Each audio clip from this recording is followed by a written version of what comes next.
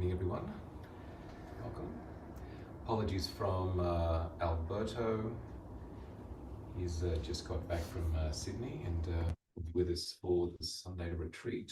Also, Susan and John, apologies from them. They'll be here for Sunday. Sonia and Anton are away. And also Meg and Clint are away. So let's settle into our evening with our meditation.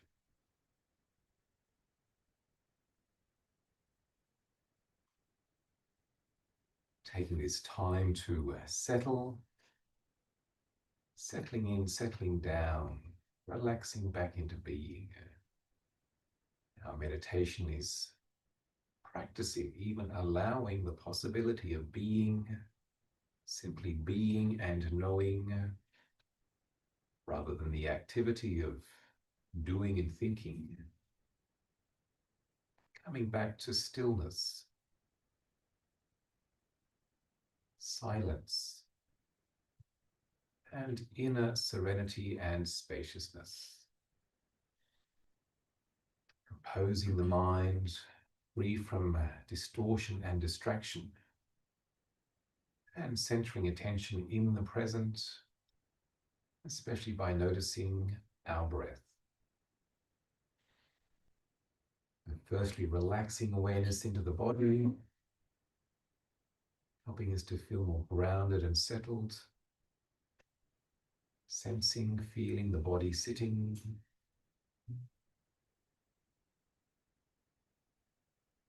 mindfully checking in on a few contact sensations, feet connecting with the floor,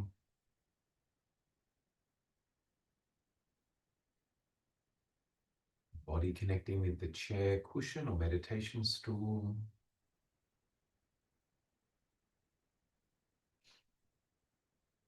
Awareness of the placement of our hands and fingers.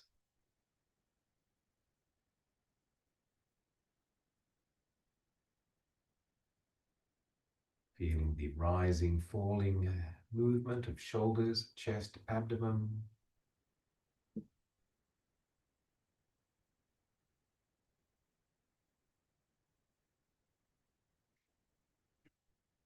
Awareness of our face, the air connecting with our face.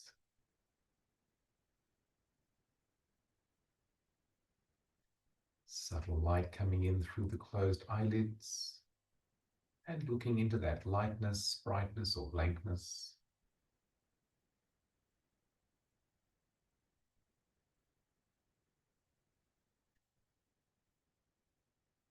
Not being disturbed or distracted by background sounds. Same with the internal mental sight or sounds of thoughts, not engaging into being caught into those, and rather focusing awareness on the breath, the inflow, outflow sensation of each breath.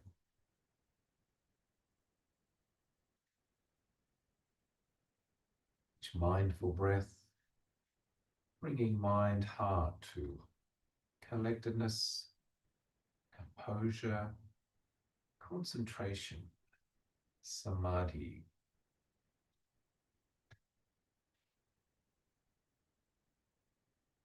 Relaxing into being, knowing, simple feeling of being present.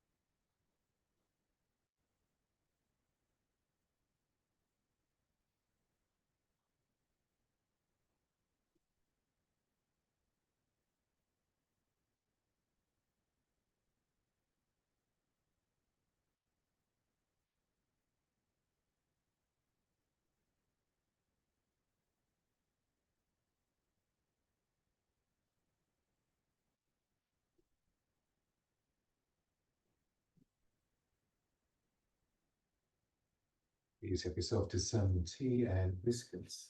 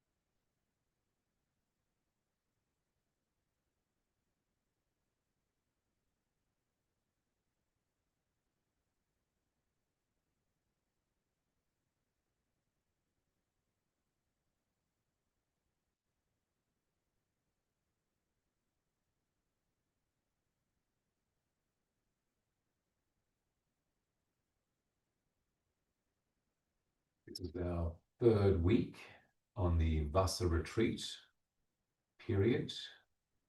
So the Vassa retreat being the Vassa retreat period being that period from the full moon of July through until the full moon of October. So time for observing more focus on meditation, study, learning, spiritual practices, developing our clarity and quality of mind, heart. And so for our non-residential Vassa retreat, we're looking into the theme of the 10 spiritual virtues, the 10 Paramita, the 10 great friends. Para meaning great, like paramount. Mita, word for friends, friends or allies. So these are our friends or allies in helping us to get through life, reducing stress and suffering by engaging these friends as qualities, virtues, even values.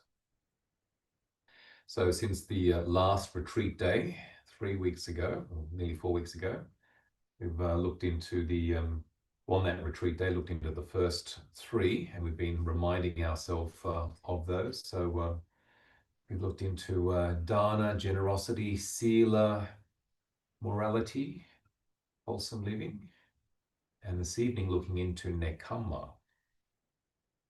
Nekkhamma, which is, on reflection, a little bit different than many of the other virtues of the 10. It's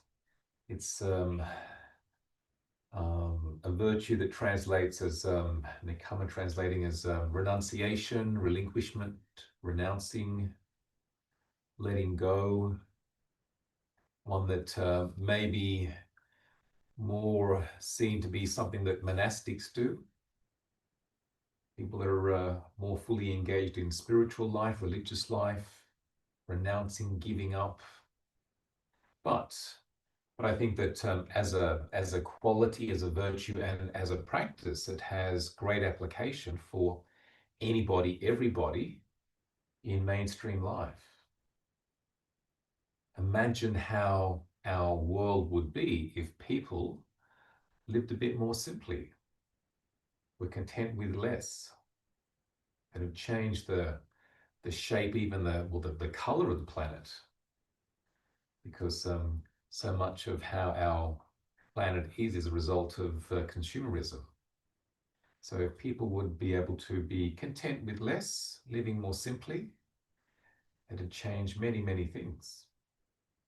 But it's about understanding the value and the worth of this particular quality and practice. So generally, in the context of spiritual life, religious life, most people engaged in that as a career, profession, way of being will be involved in some degree of renunciation. Certainly, Buddhist monks and nuns have probably maybe the highest degree of renunciation compared to other traditions. So lots and lots of rules and regulations, what we can call prescribed morality. Last week we spoke about natural morality and then also prescribed morality. 5 precepts, 8 precepts, 10 precepts, the 227 precepts for Buddhist monks, 311 precepts for Buddhist nuns. So prescribed morality that then creates a lot of simplicity in life. But beyond that, there's an appreciation that regular people can engage in a way of being at times, or maybe even just as a general diet of healthy living that involves degrees of renunciation compared to what they might otherwise be doing or what general public might be doing and engaging.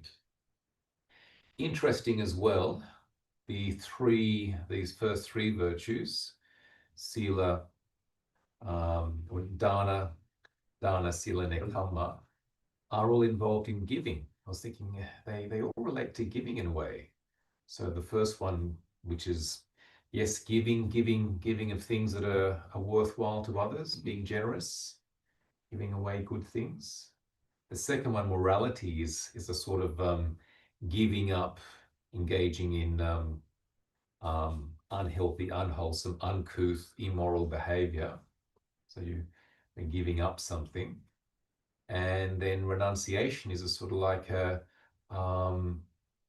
yes, another giving, but giving away things or giving away practices that might simply be wholesome and fine for most people, but we're sort of giving them away or giving them up to live more simply. And one might ask, well, why do that? Well, in itself, being able to live a life that has more simplicity, more contentment, being content with less, which means less complication, less complexity, less confusion, even maybe less conflict as well. So wouldn't that be good? Like, wow, to be content with less, how wonderful would that be? Certainly it'd save money and save time, probably save energy, living more simply, living lighter on the planet. Something that goes very much along with spiritual practice, and particularly that sense of contentment, being content with less, which is in contrast to the way of the world, which is don't be content, get another one, get a bigger one, get a smaller one, get a faster one, get a red one, get a younger one, and you'll be happy for 5 minutes. And then get another one. Again, get a bigger one, get a faster one, get a smaller one, get a red one. That's certainly how the way of the worldliness runs. Consumerism, capitalism, but it also consumes, it eats up the resources of the planet. And in a way, it sort of eats us up as well internally, that sort of hunger, not being satisfied. It's like the lovely quote from Ajahn Brahm, the English Buddhist monk, abbot in monastery in Perth, who says Buddhism is about the freedom from desire as opposed to freedom of desire. Most people want freedom of desire. I want to be able to get whatever I want, whenever I want, and as quick as I want, freedom of desire. Just go to your phone, don't even go to the computer, go to your phone, look it up, get it. That's from whatever this Amazon or Etsy or Alibaba or whatever, get it. But Buddhism is about freedom from desire, which begins with a sense of being able to relinquish, let go, renounce, and find that one actually maybe can do without. One can do without, and maybe even feel good about that. Because complexity and the sort of ongoing trying to fulfill one's desires, not even needs, but desires, it's tiring, it's taxing. Being able to maybe say, well, actually, I don't need to work 5 days a week because I'm going to live more simply by consuming less. I can work 4 days a week, or I'll work 5 days a week, but less hours, because I don't need to be earning so much money for stuff that I don't need, or that ends up in the garbage bin in a few days' time. So that it becomes a choice, and in a way, it means that we're giving other people a little bit more space, a little bit more energy, giving the planet a bit more time, a bit more life as well, as opposed to the eating up of the consuming that can take over. Certainly, when I was a Buddhist monk, which involved, yes, morality, but also relinquishment, renouncing, letting go. And I found that one could live quite simply and be actually really happy with less, because it meant that one didn't have to even choose, how many times will I eat today? Well, just eat once and that's it. Don't have to choose. What time will I eat? Well, the time the meal comes, that's always the same time. What will I wear? Well, you've only got a robe, and what color shall I? Just it's one color. How shall I do my hair today? Well, no hair. So makes life really, really simple. All the things we don't have to think about. So that, but obviously that's Buddhist monks. But again, as lay people, we can do the same thing. I try and wear one color, black. This is my one mug. Been using it for about nearly 40 years. So keeping things simple, and again, if one has things that are good quality, then they're likely to last. So that becomes another choice as well, to have something that's good quality, so it can last and last and last and last. Even with our diet, to go, okay, well, I'm going to relinquish having complex meals. Just have simple meals. Maybe even, do I need 3 meals a day? Maybe we can get by with 2 or 1 meal a day. Living simply. Do we need to have sort of different meals every night? Maybe not. Keep things simple. So again, it might even mean that there's more time for things like meditation. More time for meditation, because I don't have to do a lot of these other things that were engaging mind, and even the meditation itself can be a great sense of joy and peace.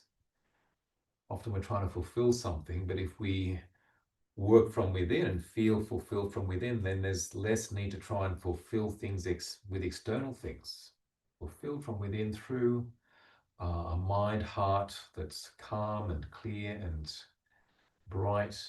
Meditation, great option to engaging other things externally. So yes, we can relinquish things to reduce the abstractions and complexities of our life, but also we can renounce and reduce and relinquish and let go of things psychologically, like a psychological diet. So it might be like, okay, I'm going to relinquish being caught up into negativity and unhelpful thoughts, and thoughts of aversion, thoughts of ill will, thoughts of jealousy and so forth, jealousy, pride, envy. So relinquish those, because morality tends to deal with more speech and body, but the relinquishment is can be more psychological as well.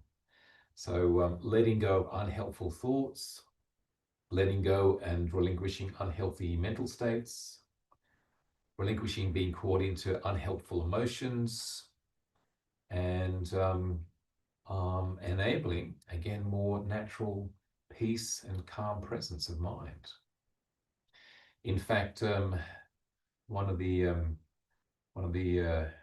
end statements in the Karaniya Metta Sutta, the verses on loving kindness, which is a wonderful sort of treatise on how to live mindfully, consciously, how to engage with others in a kind, caring way. And the last sort of few lines says, and by not holding to fixed views, the pure-hearted one, being freed from all sense desire, is not born again into the world. So particularly not clinging or holding on to fixed views, and being freed from sense desires. Still certainly can appreciate senses, but not being sort of caught into them. That is the way to enlightenment. He's not born again into the world, realizes this enlightenment, nirvana. So even letting go, holding on to fixed views about things, because that often relates to a sense of identity or self. So that letting go and becoming more in flow, more fluid, more natural, as opposed to sort of might is right and holding on and then sort of getting into conflict with things. So that in this way it becomes a whole practice. Renunciation becomes a whole practice, both in terms of renouncing things not good for the body, not good for speech, not good for mind. In a way, it's like the heart of spiritual practice is renunciation, living more simply, living more lightly, living with more ease, living with more joy. And that is a possibility. And I think that, again, the world would be a much different place if more people were able to appreciate that and to live more lightly, both in terms of lightly on the planet, but also more light, as in like radiance as well. So any thoughts or reflections yourself around this particular virtue, renunciation, or being able to relinquish, or being able to let go? Maybe is something that you do at times. Certainly coming on a meditation retreat day is about relinquishing and letting go other activities, and not necessarily things that are immoral or unwholesome, but just, okay, I'm just going to let go of activities and engagements, and just come and sit and be aware, be present, be mindful, meditate.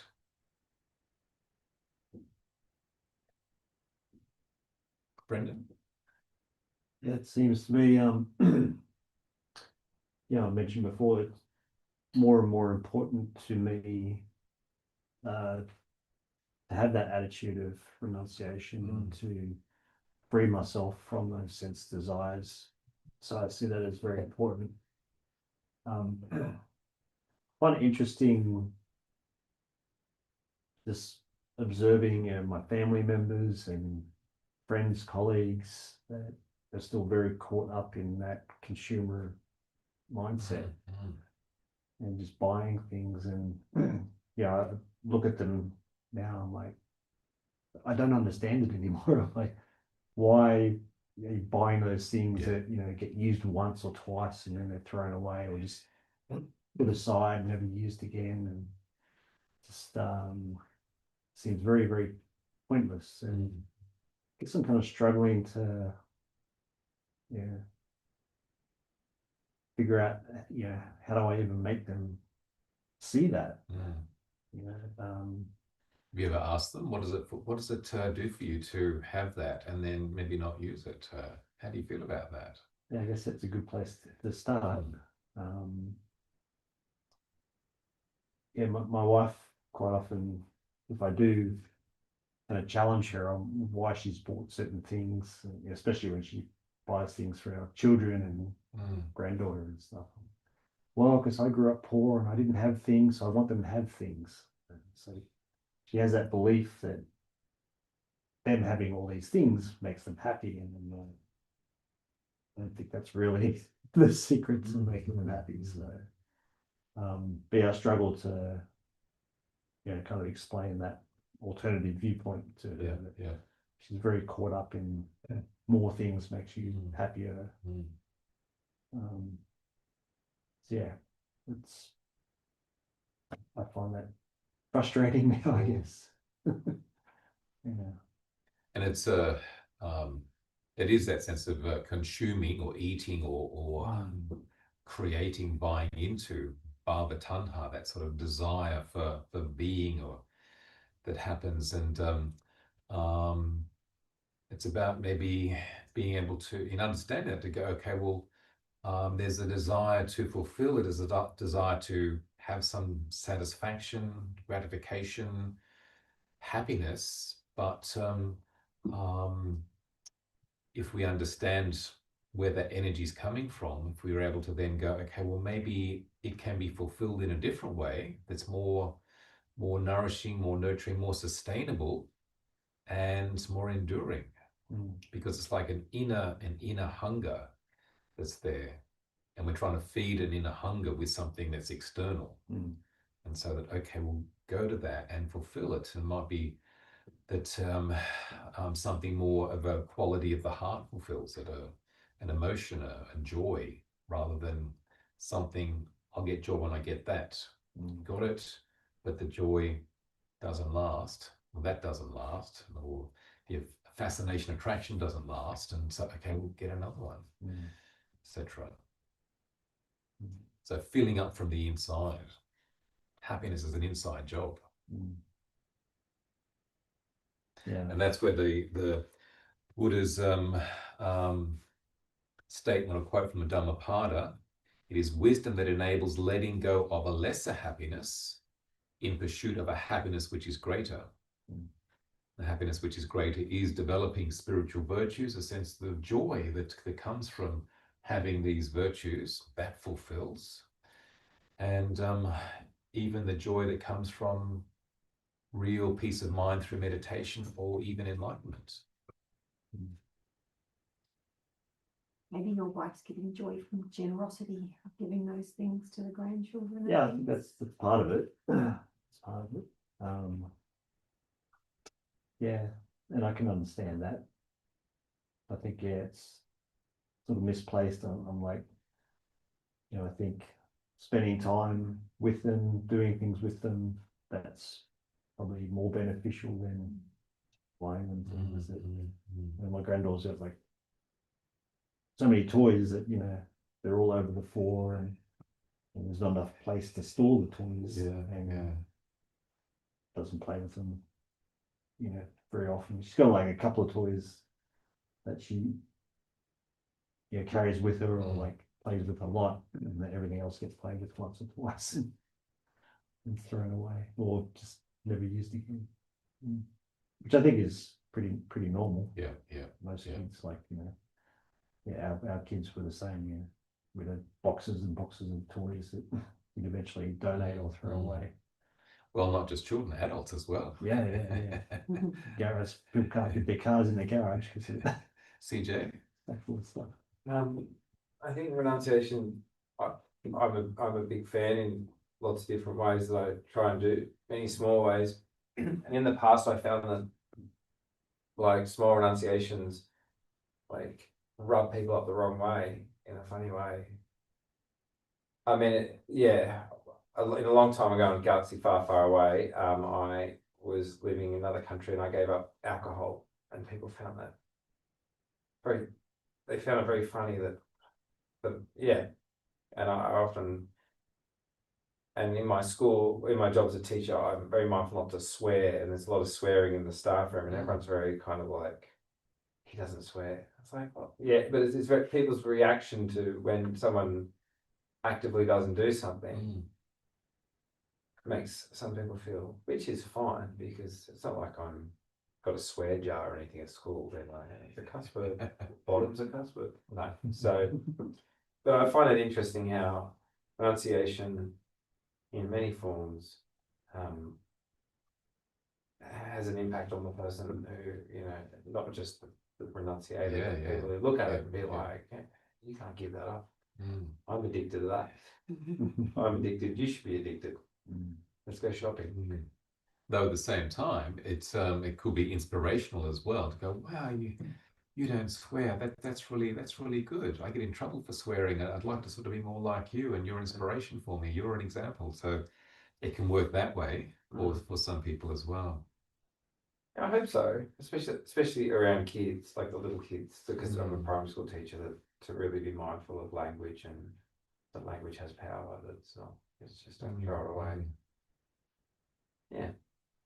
I find seeing monastics at times, certainly when they come here, but also at times I've seen them at airports and places, and especially when they wear a robe, you can say, "Ah, that's a monastic," and that inspiration of someone that's renounced or relinquished a lot of like worldly values to begin with, and then also living a somewhat of a more simpler life as well. It's like it's a inspiration. Like yes, if only more monastics were able to be out and about and sort of flying the flag, as so to speak, so that people say, "Ah, that's a monastic. There's a different way of life, a different way of living," and they didn't seem sort of sad and sort of downtrodden. They seemed to be happy and seemed to be okay, and another possibility of a way to live.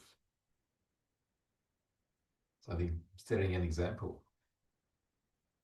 Yeah, John, I've had similar reactions to, especially people that I used to drink with a lot that really don't like the fact that I've given up alcohol, but I've had a couple of people that have actually come to me and said, yeah, I've been thinking about, not drinking, and, I'm inspired by what you've done, and I want to learn more about, how did you give it up, and what's the experience been like. So yeah, I think it's not going to be inspirational for everybody, but even if it's one or two people out of 100 or 1,000, it's still, there's value in that.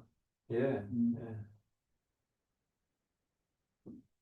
And that even becomes our gift to others, so that the first gift way of giving to give an example to, and not sort of necessarily trying to sort of change people, but just living by an example, living by living a wholesome standard that maybe can then remind people of something a bit different, and maybe even then inspire them.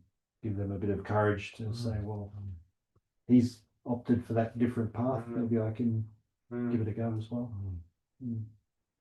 Yeah, I think that again, we need to maybe as a, not just as a community, but as a society, even as a race, human race, be more aware of the importance of living more simply. This life is becoming more complex, more confusing, more distressing, more overwhelming. Just the administration of regular life for regular people, it's huge.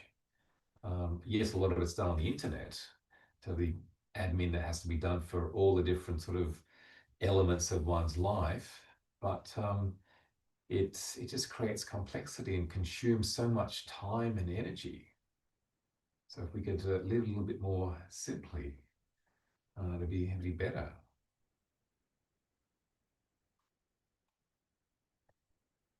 Peter? John, is there any structure or priority in the list there, the 10, or is it just sort of been assembled? My sense is it's just sort of assembled, but one can sort of see where things link together, And all of those virtues are important, significant. They all support and relate to each other. They connect. Even like again the first three that I was thinking about just today, that they all have a sense of giving in them. So just generosity, giving good things to others, morality, which is giving of a wholesome way of being, and then renunciation, giving up things. And then even into wisdom, energy, and patience that we're looking into on the Sunday retreat day. They sort of relate together, that one has to have energy to be able to engage wisdom and also patience. Being wise in how one uses energy and one's patience. And then even like honesty and resolve, the resolve to be honest, to maintain one's integrity.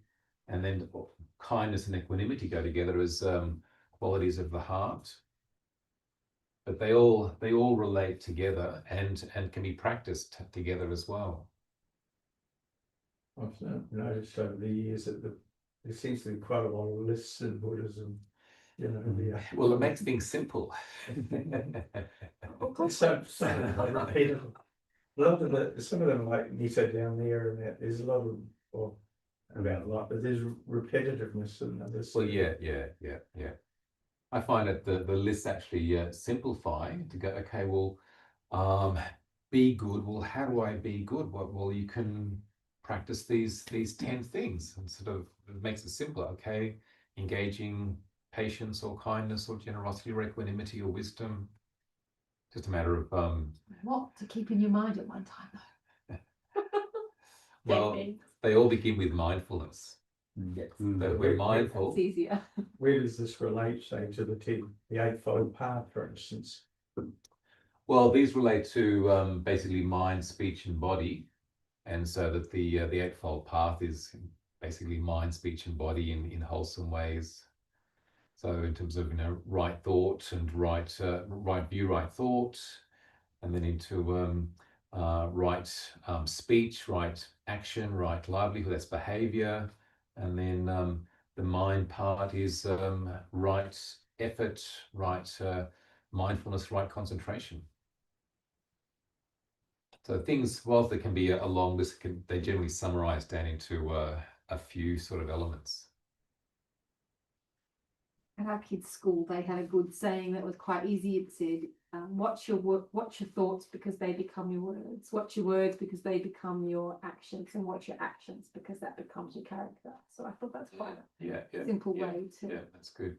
There's a video clip on YouTube, and it's George Carlin, you know, the well-known American comedian. He's now just late, but he takes the 10 Commandments and he reduces them to about 2 in the end.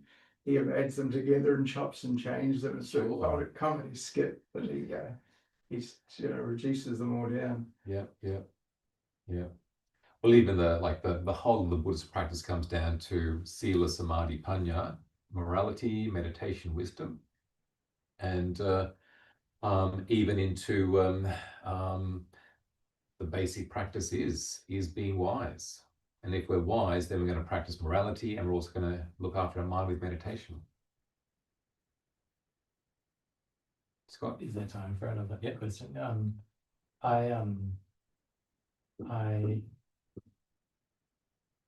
I agree, I guess, with it, and that's something that I feel like I related to quite quickly. The idea of like, oh, if I can be just happy without it, well, that's actually sounds a lot better than all the complications of chasing things and so on. I guess a couple of things come up for me is it may be a tendency to maybe it turn into avoidance or fear of engaging with, like a contracted kind of simplifying. And the other one, I was wondering if you have any thoughts or something, is like life is complex, I'd say, and if you're going to engage with life, then it's not bad, like nature, ecology, nature. I don't know if I'm making much sense, but there is complexity too. And then not forming having a good appreciation or relationship to complexity. Mm. Is there anything? Sure. So Yeah. maybe even in the So- complexity, there is simplicity, Okay. but also, yes, certainly life is complex, even without us creating complexity. So life has various complexities that occur. So if we can then not add to the complexity and make things even more complex and confusing, then that can be quite helpful as well. And certainly, I think that we don't want to get into a type of unwholesome avoidance, Yeah. and that's where the wisdom comes in. So it's okay. What would be the wise thing here? And so it may be the wise thing to engage or to have certain things. Like, add meditation to your daily life. So, it's getting too complex. But no, it could be a wise thing to add that. But it might be also mean that we're reducing something else that we might be doing. It's like looking at the phone, looking at the news for 20, 30, 40 minutes. Oh, give up that. I'll just do meditation instead. So using wisdom to discern what's appropriate with engaging morality and engaging renunciation and so forth. Yeah, thank you. So see if you can reflect upon for yourself how you use relinquishment, renunciation, letting go, and get inspired and get motivated to see how you can live more simply with joy. Some of you will be here for the retreat day on Sunday, so that's good. We'll look into the next 3 virtues, Paramita, and also then over the Thursdays that follow on, we'll be looking a bit more reflection on those as well. Thanks for coming out tonight, and have a great week. Thank you. Thank you.